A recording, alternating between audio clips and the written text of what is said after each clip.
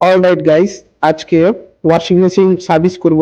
যেটা ফ্রন্ট লোডের washing machine আছে, এটাকে পুরো খুলে ডিসমেন্টেলিং করে সার্ভিস করব। ওয়াশিং মেশিনের উপরে টপ কভারটা খোলা হলো।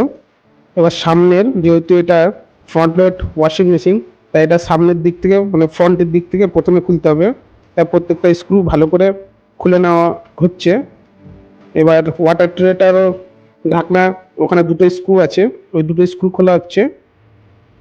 খুলে দেওয়ার পর ওর যে হোস পাইপ আছে জলের, যেটা আপনার ড্রামে যায়, সেটাকে খুলে আলাদা করে নেওয়া হয়েছে।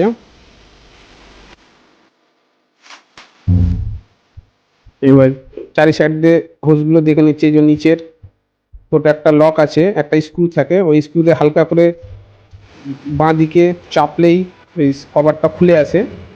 ওই স্ক্রুটা খুলে নেওয়া হচ্ছে। তো এটা খোলার পর হালকা করে বাঁ দিকে ঠেলে দিলেই জিনিসটা, নিচের ছোট কভারটা ওটা বেরিয়ে চলে আসে। এটা খোলা হচ্ছে।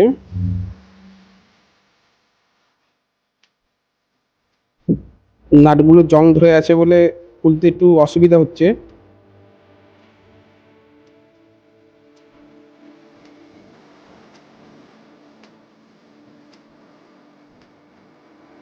নিচেরটা খোলার পর উপরে পিসিবিটা খুলে নিচ্ছি। পিসিবি খোলার আগে সবাই যারা জানে না তারা একটু ফটো তুলে নেবেন, কেন জ্যাক এদিক ওদিক হয়ে গেলে অসুবিধা হয়ে যাবে।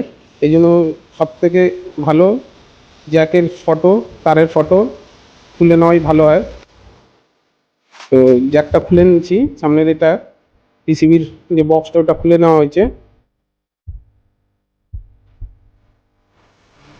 এবার সামনে গ্যাসকেটের যে ওয়াটারের গ্যাসকেট থাকে, ওটার তারটা হালকা করে চেপে স্প্রিংটাকে বার করতে হয়। আস্তে আস্তে করলেই আরাম থেকে বেরিয়ে আসে। বেশি জোরে চাপ দেওয়ার দরকার নেই, নাহলে যদি রাবারটা ছিঁড়ে যায় তাহলে মুশকিল হয়ে যাবে।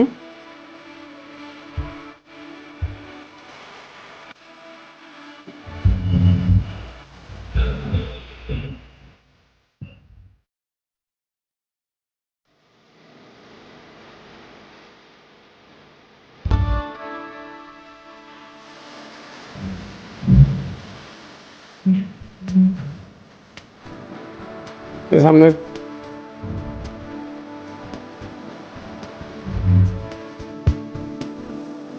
সামনে কভারটা এবার খুলবো।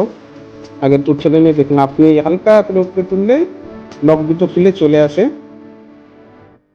ডোর সুইচের জ্যাকটা খুলে দেবো,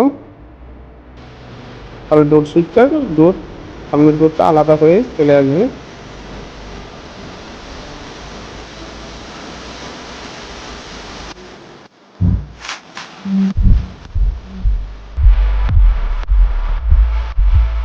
আলাদাভাবে সাইড করে রেখে দিচ্ছি।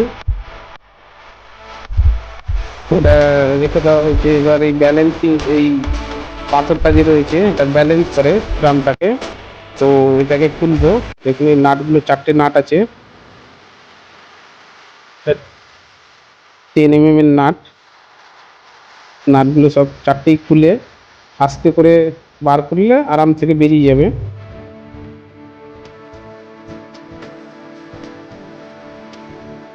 একটাই খোলা হচ্ছে, যে খুলে গেল আরাম থেকে। আস্তে করে এটা এক সাইড রেখে দেবো, যাতে কোথাও ধাক্কা নিলে ভেঙে না যায়। ভেঙে গেলে অসুবিধা হয়ে যাবে, এই জন্য সাইড করে রাখা হচ্ছে। এবার উপরে আর একটা ব্যালেন্সিং হেভি ওয়েট পাথর রয়েছে, সেই পাথরটাকে খুলবো। এর দুটো নাট আছে, তো দুটো খোলা হয়ে গেছে, দেখুন আস্তে করে বার করে নিচ্ছি। খুবই সাবধানে বার করা হচ্ছে। এবার পেছনের ব্যাক কভারটা খুলছি। পেছনের ব্যাক কভারের অনেক কটা স্ক্রু আছে, তো মেটিং নিয়ে খোলা হচ্ছে, যেমন তাড়াতাড়ি খোলা যায়, এতে কাজে সুবিধা হবে, টাইমটা একটু কম লাগবে।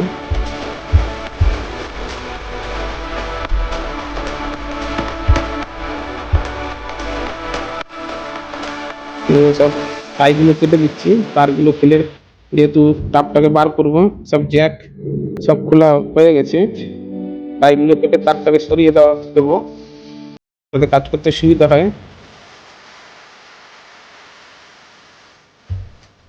এবার এই বেলটাকে খুলবো আস্তে করে, এবং আস্তে করে ধরে খুললেই আরাম থেকে বেরিয়ে এসছে।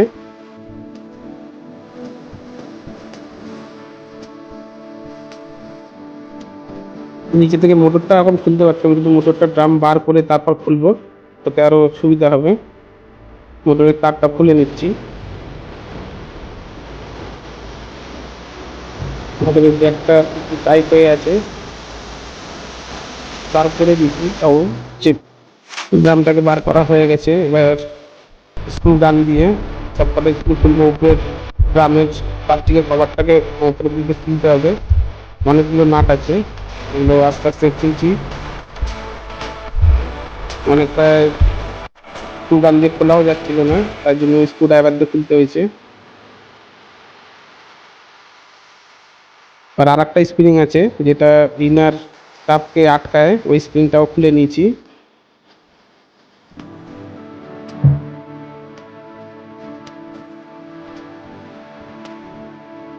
এটা টেনে বার করলেও চলবে, না বার করলেও থাক, অসুবিধা নেই। দুটো স্ক্রু খুলে এই ড্রাম থেকে বার করানো হয়েছে। এবার মোটরটা খুলছি। দেখুন দুটো নাটই আছে, নিচে লকটা থাকে, উপরে দুটো নাট থাকে, ওই দুটো নাট খুলে দিয়েছি। খুলে দেওয়ার পরে এবার মোটরটাকে আলাদা করে সরাবো। লকগুলো দেখে নিচ্ছি। মোটরটা আলাদা করে সরানো হয়ে গেছে। স্পাইডার বেরিয়ে এসছে, ভিতরে ড্রাম নাট খোলা হয়ে গেছে। স্পাইডারটা মোটামুটি ভালোই ছিল, তো এটাই বাথরুমে নিয়ে গিয়ে দিচ্ছি। ওপরে অন্ধকার হয়ে গেছিলো ছাদে, এই জন্য বাথরুমে ধোয়া হচ্ছে। মিটারটাকে ভালো করে ধুয়ে নিচ্ছি, টেপ টাম দিয়ে, কেমিক্যাল দিয়ে করে পরিষ্কার করে নিচ্ছি প্লাস্টিকের ড্রামটাকে। পুরো খালি হয়ে গেছে, সব কিছু আলাদা পার্টস হয়ে আছে। এবার এটাকে হওয়া প্রায় কমপ্লিট। এবার এটাকে অ্যাসেম্বল করবো। অ্যাসেম্বল করছি। প্রথমে ড্রামের নাটগুলো সব আটকে নিচ্ছি প্লাস্টিকের ড্রামের সঙ্গে। মেটালের ড্রামটা আটকানোর জন্য যে থাকে প্লাস্টিক, ওইটা আটকাচ্ছি। এই যে লাগানো হয়ে গেছে, আমাদের কাজ প্রায় কমপ্লিট হয়ে আছে। নাটগুলো সামনে ফ্রন্ট পয়েন্টে একটা টেপ থাকে, ওইটাকে নাট দিয়ে আটকাচ্ছি স্ক্রু দিয়ে।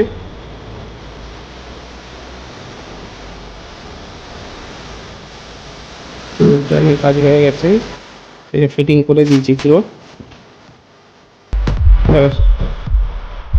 ব্যাক প্যানেলের কভারটা লাগাচ্ছি।